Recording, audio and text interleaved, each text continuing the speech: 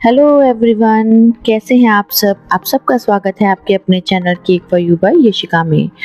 आज मैं बना रही हूँ फ्रोज़न थीम केक, या फिर आप कह सकते हैं कि एल्सा थीम केक। तो इसके लिए मुझे कुछ स्नोफ्लेक्स चाहिए थे। तो उनके लिए मार्केट में ये प्लंजर सेट अवेलेबल हैं। इनमें 3 पीसेस होते हैं अलग अलग साइज़ के। तो उनकी हेल्प से ही ना मैं सबसे पहले कुछ वाइट कलर में स्नोफ्लेक्स कट कर रही हूँ। और थोड़ा सा हमने मोटा बेल कर अपने फॉन्डेंट को फिर कट किया था, जिससे कि हम इसके अंदर इजीली टूथपिक को इंसर्ट कर सके। तो यहाँ पर कुछ पीसेस में मैंने टूथपिक इंसर्ट कर दिया था और कुछ को एज इट ही छोड़ दिया था। ऐसे ही मैंने कुछ ब्लू कलर की फॉन्डेंट बनाकर उसमें से भी ये स्नोफ्लेक्स के पीसेस कट कर लिए हैं। यहाँ पर भी मैं कुछ पीसेस में इंसर्ट कर दूंगी टूथपिक को और कुछ को एज इट ही छोड़ देंगे। अब जो केक के ऊपर मुझे नेम लिखना था, मैंने उसको भी अल्फ़ाबेट के प्लंजर सेट की हेल्प से ही कट कर लिया था। और एक ब्लू कलर की फॉन्टेन शीट को रोल करके उसके ऊपर जो अल्फ़ाबेट्स कट किए थे उनको मैंने स्टिक कर दिया था। अब यहाँ पर एल्सा फ्रोज़न थीम केक में एक करैक्टर और होता है, शायद आपने देखा होगा कार्टून्स में, उसको कहते हैं ओलफ। तो अब हम उसकी भी शेप यहाँ पर बना लेते हैं। पहले मैंने फॉन्डेंट से ही इसका बॉडी पार्ट बना दिया था और अब इसके बाद में हम इसका फेस बना लेते हैं। तो यहाँ पर मैंने फेस की शेप दे ली है और उसके बाद में इसकी आइज़ का काम कर रही हूँ। आप चाहें तो जब भी आपको कोई फॉन्डेंट के टॉपर बनाने हो तो आप हमेशा उनकी इमेजेस निकाल कर सामने रख लीजिए और फिर जैसे आपको फ़ोटो में दिखता है उस अकॉर्डिंगली आप अपना काम करते जाइए। तो यहाँ पर देखिए आइज़ का काम कंप्लीट हो गया है। अब जैसे कि मैंने इसकी फ़ोटो गूगल में देखी थी उसके अकॉर्डिंगली मुझे लाफिंग मोड में बनाना था। तो उसके लिए यहाँ पर मैंने इसको इस तरीके से लाफिंग पोजीशन में दिखा दिया है और यहाँ पर आगे मैं इसका एक छोटा सा दांत भी लगा रही हूँ। इसके बाद में हमने ऑरेंज कलर की फॉन्टेंट लेकर उसके साथ में इसका एक कोनिकल शेप में नोज़ बना दिया है, उसको यहाँ हम लगा देंगे। अब उसके बाद में ना फेस को अब हमने इसके बॉडी के साथ में अटैच करना है। तो उसके लिए ना पहले एक टूथपिक लेकर इसके बॉडी के पार्ट में इंसर्ट कर दीजिए। फिर उसके बाद में आप उसका हेड जो है उसी टूथपिक के साथ में अटैच कर दीजिए। इससे क्या है कि जो हेड का वेट है ना वो बॉडी के ऊपर नहीं पड़ेगा। और फिर इसकी जो बाद में रह जाते हैं इसकी साइड पर आर्म्स लगानी है।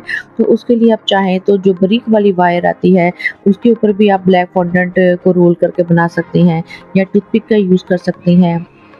बट यहाँ पर मैंने ना ऐसे ही हाथ से ही इस ब्लैक फॉन्डेंट को रोल कर दिया था और फिर यहाँ पर छोटे छोटे उसके हैंड की शेप देने के लिए आगे से ना सीजर के साथ में पतली पतली फिंगर्स कट कर दी थी और इसको यहाँ पर दोनों साइड पर लगा दिया था। और लास्ट में रह गया था इसके हेड पर थोड़े से मुझे बाल दिखाने थे, तो उसके लिए भी मैंने ब्लैक कलर की फॉन्टेंट लेकर और इसके हेड पर कुछ बाल भी दिखा दिए थे। तो आप जैसे भी इमेज निकालते हैं गूगल से आप उसी के अकॉर्डिंगली ही अपनी क्रिएटिविटी के साथ में अपना फॉन्टेंट का टॉपर बना सकते हैं। तो इसके बाद में जितना भी फॉन्टेंट का काम हमने किया है उन सबको हम एयर ड्राई होने के लिए छोड़ देंगे। तो इसके बाद में हम अपना काम कंप्लीट करेंगे केक का। आज मुझे 2 केजी का 2 टियर केक बनाना है। सो इसके लिए मैंने जो स्पॉन्ज है उसको बनाने के लिए मोल्ड यूज़ किए हैं, वो है 8 इंच का और 5 इंच का। तो मैंने यहाँ पर ना 1 किलो के हिसाब से स्पॉन्ज का बैटर बनाकर और फिर उनको ना इन दोनों मोल्ड में इक्वली डाल दिया था, यानी दोनों मोल्ड्स को हाफ हाफ फिल कर दिया था। और जब मैंने बड़े वाला स्पॉन्ज बेक किया ना तो पता नहीं क्या हुआ कि एक साइड से ना ये स्पॉन्ज बैठ गया था और एक साइड से स्पॉन्ज की हाइट अच्छी आ गई थी। तो अब प्रॉब्लम ये थी कि इसकी मुझे 3 लेयर्स ही कट करनी है, बट एक साइड से ऐसे लग रहा था कि सिर्फ 2 लेयर्स ही कट हो पाएंगी। बट उसको भी मैंने जैसे तैसे कंप्लीट किया। तो यहाँ पर सबसे पहले जो इसकी डॉम पार्ट ऊपर थोड़ा सा बना था ना, तो उसका सिर्फ मैंने डॉम वाले पार्ट का ही ना एक लेयर कट कर दी थी और ऊपर से बहुत हल्की सी थिन लेयर ही ना मैंने स्पॉन्ज की इस तरीके से हल्की सी पील कर दी थी। तो उसके बाद में फर्स्ट लेयर तो मेरी ये बन गई थी। अब उसके बाद जो नीचे वाला पार्ट था ना जिसमें से मुझे 2 लेयर्स बनानी थी, असली प्रॉब्लम वहाँ पर थी क्योंकि वहाँ पर ना स्पॉन्ज की एक तरफ हाइट ज़्यादा थी और एक तरफ हाइट बहुत ही कम थी। तो उसके लिए मैंने क्या किया, जो स्पॉन्ज था उसको ना मैंने थोड़ा सा ना एक साइड से कट करना शुरू किया। जिधर से हाइट ज़्यादा थी ना उस तरफ से मैंने कट करना शुरू किया और उसको कट करते हुए ना सिर्फ मैंने हाफ सर्कल तक ही कट किया, यानी कि इस तरीके से मैंने थोड़ा सा हाफ सेमी सर्कल इसका कट कर दिया था।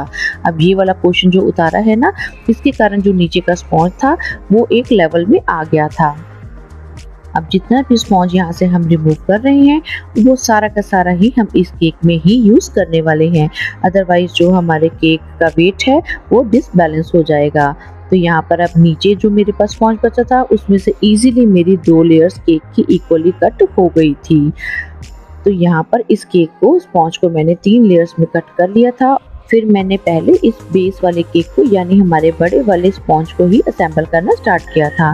तो इसके लिए मैंने बोर्ड पर क्रीम लगा ली और जो हमारे स्पॉन्ज की सेंटर वाली लेयर थी, मिडल लेयर को मैंने यहाँ इस क्रीम के ऊपर प्लेस कर दिया था, अच्छे से उसको स्टिक कर दिया बोर्ड के साथ में। और फिर यहाँ पर ऊपर हम थोड़ा सा सिंपल पानी का ही मैं स्प्रे कर रही हूँ। यहाँ पर मैंने चीनी नहीं डाली है पानी में। तो इसके बाद में जो हमने थोड़ा सा स्पॉन्ज निकाला था ना, इसको लेवल को बैलेंस करने के लिए, ये देखिए यहाँ पर ना पहले जिस साइड से मुझे लग रहा था स्पॉन्ज थोड़ा सा बैठा हुआ है, वहाँ पर मैंने उसको ही अच्छे से डाल दिया था। और उसके बाद में यहाँ पर हम हमेशा की तरह ही क्रीम लगाएंगे और अच्छी तरीके से उस क्रीम को कर लेंगे स्प्रेड। और जो मैं केक आज बना रही हूँ इसका फ्लेवर है मिक्स फ्रूट केक। तो इसके लिए क्रीम को लगाने के बाद में यहाँ पर ना मैंने थोड़ा सा मिक्स फ्रूट का क्रश ऐड कर दिया था और साथ में मैंने अपने घर का ही बना हुआ स्ट्रॉबेरी कंपोट भी डाल दिया था। और उसके बाद में जो मेरे पास फ्रूट्स अवेलेबल थे, कुछ टीन वाले और कुछ फ्रेश फ्रूट, उनको मिक्स करके यहाँ पर हमने उसकी फ्रूट्स की फिलिंग कर देनी है। अच्छे फ्रूट को डालने के बाद में ना आप चाहे तो पैलेट नाइफ के साथ में उसको हल्का सा प्रेस भी कर दीजिए। अब दूसरी लेयर रखने के बाद में ना लेयर साइड से थोड़ी सी लगता है कि अगर बेंट हो रही है, तो जैसे मैं हमेशा क्रीम डाल देती हूँ, क्रीम की जगह पर ना आज जो स्पॉन्ज आधा हमने निकाला था सेमी सर्कल शेप में, उसी को ही ना मैंने छोटे छोटे टुकड़ों में काट कर और यहाँ पर ना लेयर्स के बीच में डाल दिया था। यानी कि जितना भी हमारा स्पॉन्ज था हम उसको वेस्ट नहीं करेंगे, उसको हम कस्टमर को ही देंगे ताकि हमारा केक का जो वेट है वो बैलेंस रहे। तो यहाँ पर अंदर क्रीम की जगह मैंने उस स्पॉन्ज की ही फिलिंग कर दी थी किनारों की तरफ, और यहाँ पर साइड पर क्रीम लगाकर अच्छे से क्रीम को लगा देंगे, स्प्रेड कर देंगे। और फिर से हम अपनी दूसरी लेयर को भी जैसे हमने पहली लेयर को सेट किया है उसी तरीके से हम यहाँ पर अपनी दूसरी लेयर को भी सेट कर देंगे। और ध्यान रखिए कि जितना भी फूड आप लगाते हैं ना उसको अच्छे से प्रेस जरूर कर लीजिए। और यहाँ सेंटर में मैंने थोड़ी सी क्रीम लगा दी थी ताकि जो ऊपर वाली स्पॉन्ज की लेयर होगी वो नीचे अच्छे से प्रेस हो जाए, साथ में स्टिक हो जाए। उसके बाद में यहाँ पर भी थोड़ा सा हम पानी की सोकिंग कर लेंगे और साथ में लगा देंगे क्रीम। तो इस तरीके से साइड्स की बॉल्स को भी साथ के साथ आप लगाइए क्रीम और कवर करते जाइए। तो इससे आपका जो स्पॉन्ज है उसकी क्रम कोटिंग कंप्लीट हो जाएगी। फिर इसको रख देंगे हम फ्रिज में ताकि ये सेट हो जाए। और इसके बाद में जो हमारा छोटे वाला स्पॉन्ज था फिर हम उसके ऊपर काम शुरू करेंगे। वीडियो बहुत ज़्यादा लंबी ना हो जाए इसलिए मैं आपके साथ में जो छोटे वाला स्पॉन्ज है उसकी क्रम कोटिंग को शेयर नहीं कर रही, क्योंकि जैसे मैंने ये बड़े वाले स्पॉन्ज को सेट किया है, क्रम कोटिंग की है, फ्रूट्स की फिलिंग की है, बिल्कुल वैसे ही मैंने छोटे वाले स्पॉन्ज में भी किया था। यहाँ पर मैं सिर्फ आपके साथ में जो छोटा स्पॉन्ज है उसकी कटिंग ही शेयर कर रही हूँ। इस वाले स्पॉन्ज को भी मैंने ऊपर से थिन लेयर रिमूव करके और 3 इक्वल स्लाइसेस में कट कर दिया था और सेम पहले वाले केक की तरह ही इसकी भी मैंने क्रम कोटिंग कर दी थी। तो यहाँ पर जब हमारा केक देखिए क्रम कोटिंग हो चुकी थी, तो इसके बाद में मैंने यहाँ पर ना सबसे पहले रॉयल ब्लू कलर लिया और उसको व्हाइट क्रीम में मिक्स करके कुछ ऐसा वाला शेड बना लिया है। और यहाँ पर नीचे की 2-3 लेयर्स जो है ना मैंने उसी के साथ में कवर कर दी हैं। और फिर उसके बाद में जो ऊपर की लेयर थी उसके लिए मैंने पैपिलोन का ब्लू कलर लेकर क्रीम में मिक्स किया और फिर 2-3 राउंड्स उसके साथ में दे दिए। फाइनली टॉप पर और साइड पर भी एक लाइन मैंने व्हाइट के साथ में ड्रॉ कर दी थी। तो इस तरीके से इन 3 कलर के साथ में मैंने इस केक की डिजाइनिंग कर दी थी। जैसे इस केक के ऊपर मैंने काम किया है, इसकी जो मैंने फाइनल फिनिशिंग आपके साथ में शेयर की है, इस तरीके से 3 कलर्स के साथ में सेम यही 3 शेड्स को मैंने नीचे वाले बेस पार्ट के ऊपर भी लगाया है। तो यहाँ पर देखिए साइड पर जहाँ आपको लगता है कि क्रीम कम है वहाँ साथ के साथ ही क्रीम लगाते जाइए और इसकी फाइनल फिनिशिंग करते जाइए। जब आप पाइपिंग बैग में क्रीम डालकर अपने केक की फाइनलाइजिंग करते हैं तो काम करना थोड़ा सा आसान हो जाता है और जो क्रीम ना इक्वली ही जैसी आप चाहते हैं उसी तरीके से इक्वली ही अपने केक के ऊपर लगाने में आपको हेल्प हो जाती है। तो यहाँ से टॉप पार्ट से भी जो एक्स्ट्रा क्रीम होगी उसको साथ के साथ ही रिमूव करते जाइए ताकि जो केक के शार्प एजेस हैं वो बड़े ही नीट एंड क्लीन बने। तो यहाँ पर इस केक पर काम करने के बाद में सेम ऐसे ही डिजाइनिंग मैंने की थी अपने बड़े वाले केक के ऊपर भी। तो यहाँ इस बेस वाले केक की साइड वॉल्स पर भी मैंने सेम 3 कलर्स का ही पैटर्न दिया है जैसे कि मैंने टॉप वाले केक के ऊपर दिया था। यहाँ टॉप पर भी व्हाइट क्रीम लगाकर अच्छे से उसको पैलेट नाइफ से स्प्रेड कर लीजिए और फिर धीरे धीरे ऊपर भी इसकी नीट एंड क्लीन सी फाइनलाइजिंग कर दीजिए। साइड पर हमेशा की तरह ही स्क्रैपर का यूज करते हुए स्मूथ फिनिशिंग दीजिए और देखिए जहाँ भी क्रीम कम लगे साथ के साथ ही उसको फिल कर लीजिए।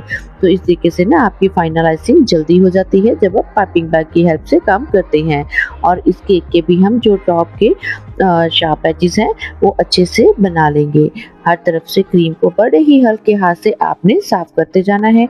हर बार पैलेट नाइफ को साफ कर लीजिए और फिर उसके टॉप पार्ट के ऊपर अप्लाई कीजिए। तो यहाँ जब दोनों हमारे केक हैं उनकी अच्छे से फाइनलाइजिंग हो चुकी थी, तो यहाँ पर एक मेन काम हमने करना है, वो ये है कि इस नीचे वाले पार्ट में हमने डबल इंसर्ट करने हैं। तो उसके लिए मैंने जो छोटे वाला स्पॉन्ज बनाया था उसी का मोल्ड लिया और उसको मैंने यहाँ पर ना सेंटर में प्लेस कर दिया था, जिससे कि मुझे एक मार्किंग मिल गई थी कि मुझे इस एरिया में डबल इंसर्ट करने हैं। तो यहाँ पर वैसे तो यहाँ पर एक बड़ा डबल इंसर्ट किया मैंने, उसके ऊपर एक मार्क लगा लिया, फिर उसी के साइज के ना 4 डबल मैंने कट करके और यहाँ पर सेंटर में प्लेस कर दिए थे और फिर उसको हम क्रीम लगाकर हाइड कर देंगे।